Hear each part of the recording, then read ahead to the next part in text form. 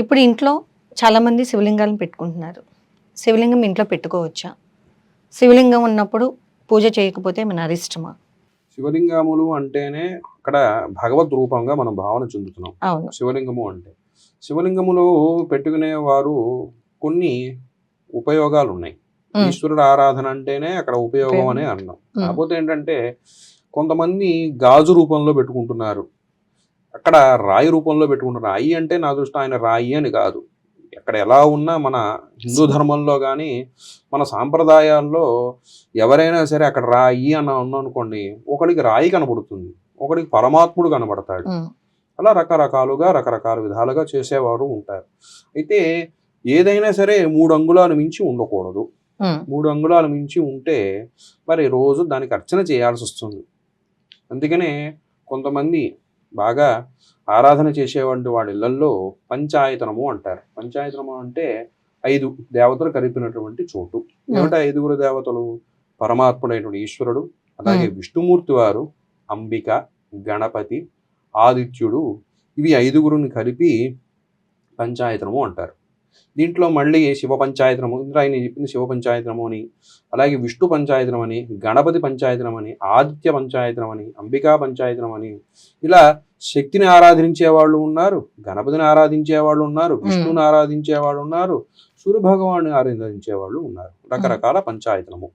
ఈ పంచాయతనములో మనం ఈశ్వరుని పెట్టుకుంటాము. ఈశ్వరుని పెట్టుకునేటంటే మనం మన నర్మదా తీరం దగ్గరికి పెడితే అక్కడ కింద స్నానం చేసేటప్పుడు మనకి లింగాలు అవి దొరుకుతూ ఉంటాయి. అవును.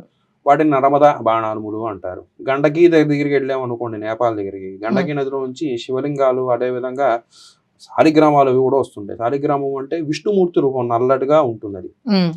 అయితే ఇవాళ కొంతమంది దాన్ని రాయిలతో చెక్కి మనకి ఇవన్నీ వేరే రకమైనటువంటి రాయిలు. శాలగ్రామం కూడా ఇంట్లో పెట్టుకుంటే మంచిది. శాలిగ్రామం అంటేనే అక్కడ విష్ణుమూర్తి రూపము అని అర్థం.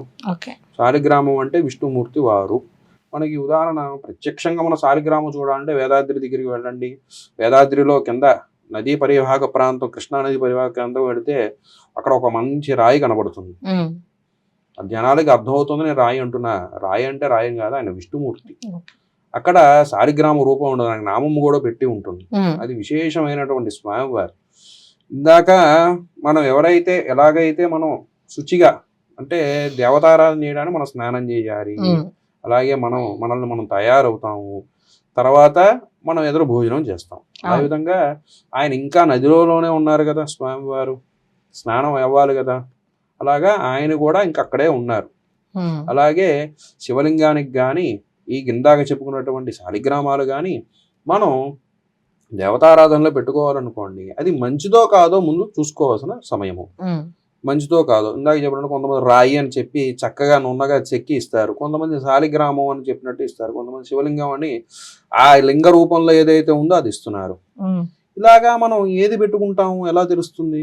మనకి తెలియదు, అదేమిటో తెలియాలి. అందుకనే నిష్ణాతులైనటువంటి మీ ఇంటి పంతులు గారు కానీ, కాస్త విద్యావంతులు కానీ దగ్గరికి వెళ్ళి, అయ్యా నేను ఇలా ఆరాధన చేసుకుందాం అనుకుంటున్నాము, ఇది మంచిదో కాదో చూసి చెప్పండి అని. కొంతమంది గాజు తీస్తారు, గాజు రూపంలో కూడా లింగాలు అమ్ముతున్నారు, దాని స్ఫటికం అంటున్నారు. స్ఫటికం అంటే తెల్లగా ఉంటుంది స్ఫటికం అని. స్ఫటికము రాసుకుంటే ఒక రకమైన జ్వాల పుడుతుంది. మీరు అది గమనించాలి అంటే స్ఫటికం 2 స్ఫటికాలు తీసుకోండి, చీకట్లో ఉండండి, రాయితో రాయండి, రాస్తే ఇలాగ రాపిడి రాస్తే దాంట్లో జ్వాల వస్తుంది, దాని స్ఫటికం అంటారు. కాకపోతే మనం ఇందాక ఏమన్నా లింగ రూపంలో ఉంటుంది, నిజమైన స్ఫటికం అంటే ఈశ్వరుని రుద్దినట్టేగా. అంతేగా మరి. అందుకని అది ఏదో కాదు ఎలా తెలుస్తుంది నీకు? అందుకని మంచి నిష్ణాతులైన వాడి దగ్గర తీసుకుని పరిశీలన వేసుకుని నువ్వు ఇంట్లో పెట్టుకునేట్టయితే చక్కగా కూడా ఉదయాన్నే లేచి కాలకృత్యాలు తీర్చుకుని ఇల్లు వాకిలి శుభ్రము చేసుకుని ఆయనకు తోచిన విధంగా ఆయనకి ఏది ఇష్టమో అది. ఈశ్వరుడికి ఏది ప్రీతి చెప్పారు? అభిషేకం ప్రీతి. అభిషేక ప్రీతి కదా. నీకు ఏది తోస్తే చక్కగా ఆయన స్మరణ, ఈ శివాయే నమః 4 చుక్కలు నీళ్లు పోయి ఆయన ఆనందపడతాడు. నీకు అది కూడా కుదరట్లేదు, స్వామి ఈ రోజు నేను ఉద్యోగరీత్యా వెళ్ళాల్సిన సమయం అయ్యా, నేను చేయలేకపోతున్నాను, నీళ్ళలో పెట్టుకుని వెళ్ళు. శివలింగాన్ని నీళ్ళల్లో అలాగే ఉంచొచ్చా గురుగారు? మరి నీళ్ళలో పెడితే కదా, నీళ్ళలో అయిన తర్వాతగా స్నానం. అది మనం ఇందాక చెప్పినట్టుగా స్నానం నువ్వు ఎప్పుడునైనా తయారవుతావు అంటే స్నానం చేసి తయారవుతావు. ఆయన ఉమ్. ఇంకా స్నానం అవ్వలేదు కదా, స్నానంలోనే ఉన్నారు. ఉమ్. కొంతమంది ఇళ్లల్లో ఇందాక మనం చెప్పుకున్నాగా పంచాయతనము అన్నాం కదా, ఉమ్. ఈ పంచాయతనాన్ని ఏం చేస్తారు? ఆ శౌచం వచ్చింది, మరి దేవుడిని ముట్టుకోకుండా నువ్వు ఎలా పొస్తులుంటావు? అవును. ఆ శౌచం వచ్చింది కదా అని చెప్పి నువ్వు తింటాం మానేస్తున్నావా? మానేయట్లేదు కదా. మనం భోజనం చేస్తాం, ఉమ్. మరి దేవతామూర్తికి ఉమ్. కావాలి కదా. అవును. అందుకని వేరే వారిని ఎవరైనా పిలిపించి కాస్త ఆ పంచాయతనాన్ని నీళ్ళలో కానీ, ఈ మధ్య కాస్త బియ్యమును పెసరపప్పు కానీ పెడుతున్నారు. ఉమ్. అలా పెట్టిన తర్వాత ఈ 10 రోజుల కార్యక్రమాలు ఏదైతే అయిపోయినాయో తర్వాత నుంచి వాళ్ళు మళ్ళీ చక్కగా గోమూత్రం గంగాజలంతో శుద్ధి చేసుకుని యథావిధిగా మీ పూజలు చేసుకోవచ్చు.